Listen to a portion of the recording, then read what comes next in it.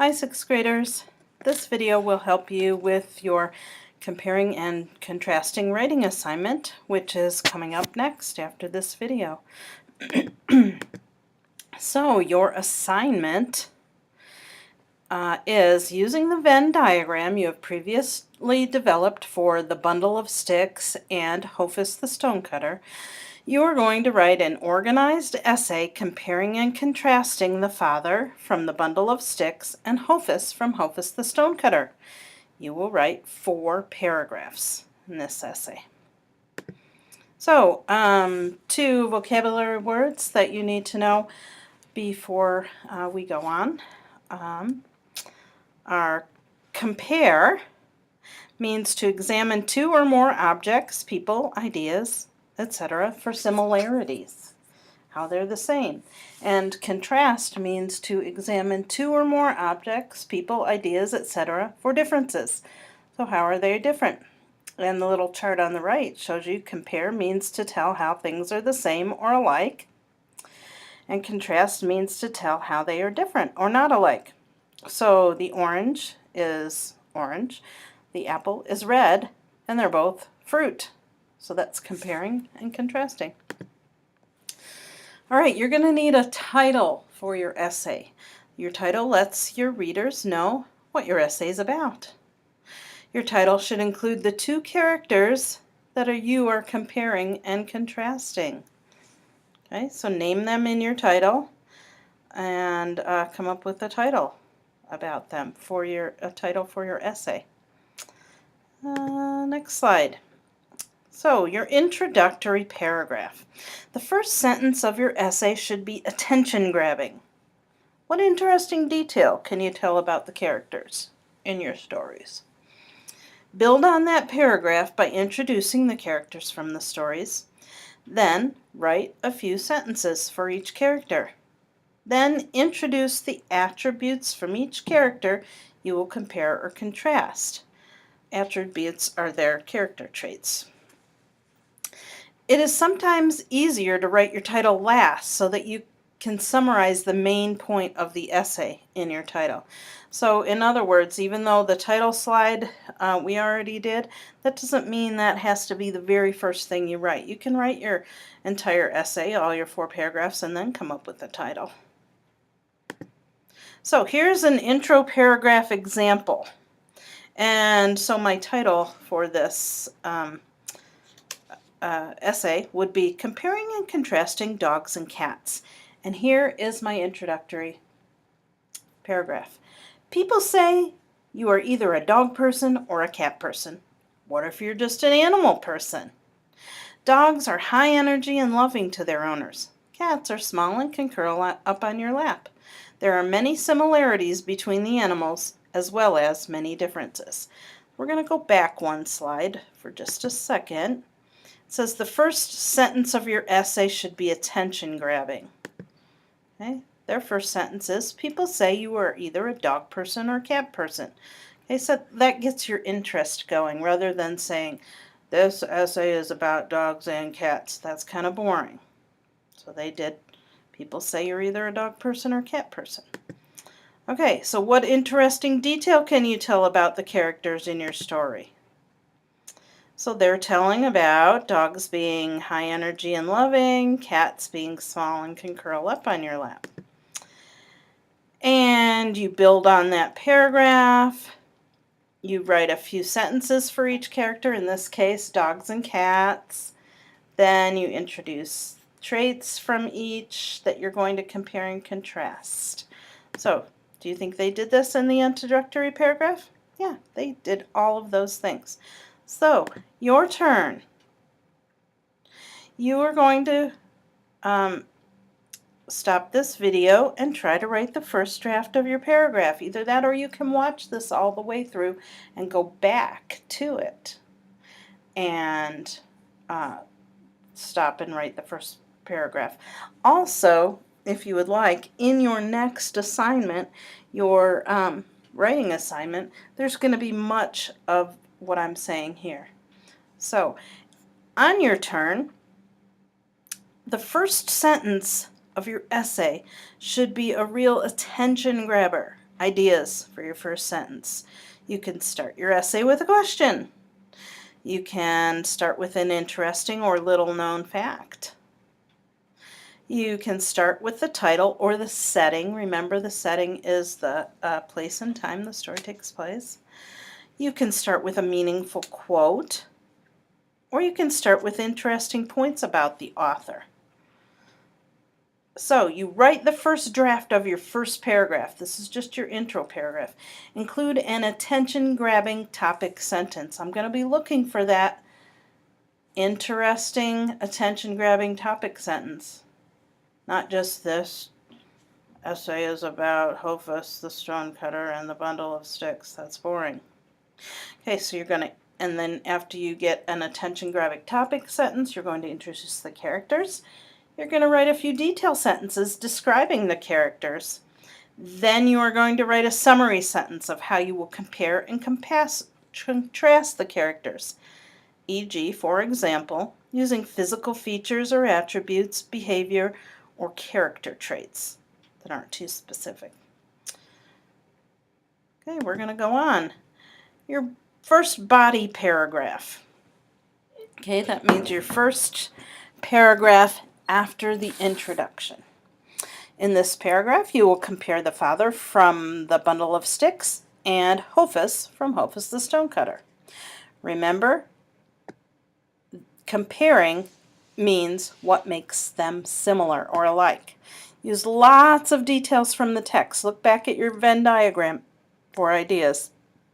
Start with a strong topic sentence that lets the reader know what your paragraph will be about. Okay, so this is the example of the first body paragraph, which means it's right after the introductory paragraph. So, dogs and cats have many similarities. They are both mammals with fur. Both dogs and cats have been known to be affectionate to their owners. Dogs and cats are domesticated and require their owners to feed them and provide fresh water. Certain breeds of dogs and most cats have acrobatic abilities. Dogs and cats will jump to chase a toy. Finally, both cats and dogs can live up to 12 years. Okay, so they are comparing in this paragraph how dogs and cats are similar or how they're alike. They are both mammals. They both have fur. They can be affectionate to their owners. They're both domesticated. You need to feed them and water them. Some have acrobatic abilities. Some like to play. They both can live up to 12 years. Okay, those are a lot of similarities. And so you need to provide a lot of similarities between the father in the bundle of sticks and also Hofus. Okay? Notice they started with a strong topic sentence. Dogs and cats have many similarities. So that lets the reader know what the rest of your paragraph is going to be about. Is the rest of your paragraph about dogs and cats have many similarities? Yes, in this case, it was. All right, so your turn. You are going to write the first draft of your first paragraph. Remember, it's really the second paragraph of your entire essay because it's right after the introductory paragraph. Include a topic sentence that explains the purpose of the paragraph, like dogs and cats have many similarities. Explain how the characters are similar, how they're alike. Remember to use your Venn diagram and include details from the text. So here is a little graphic about how your body paragraphs should look. The top crust is the point you want to make. Dogs and cats have similarities. The information is the pie filling. All the details that they wrote about dogs and cats. And then the bottom crust is your explanation.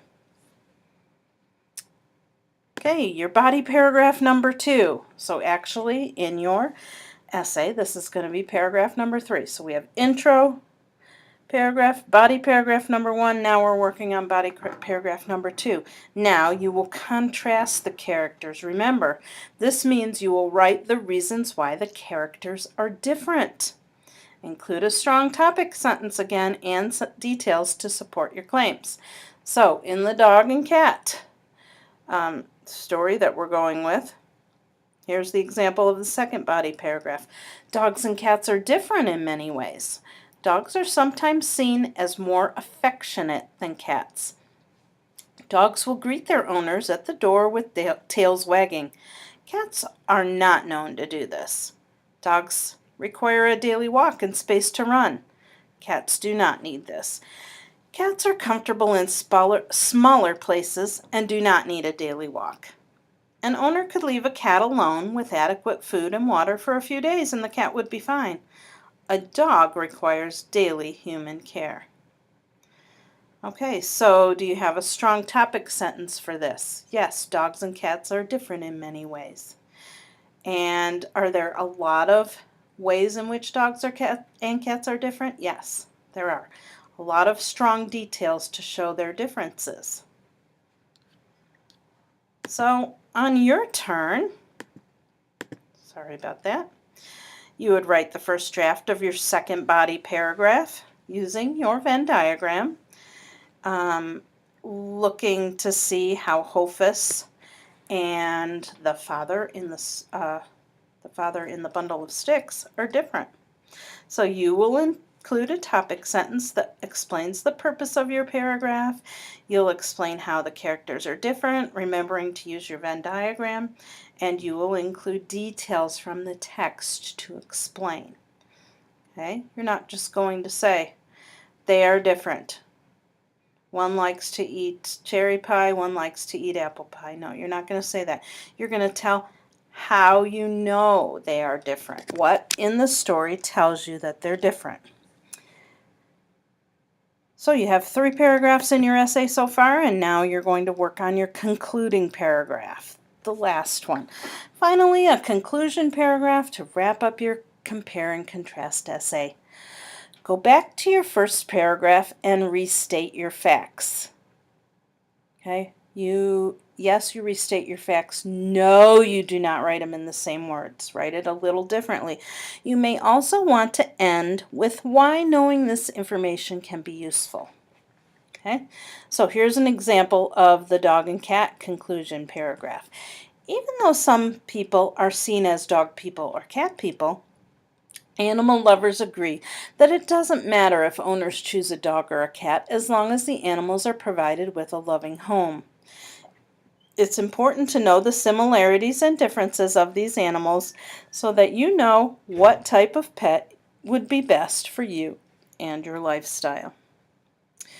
So, did they restate information from the first introductory paragraph? Yes, they are talking about dog people and cat people.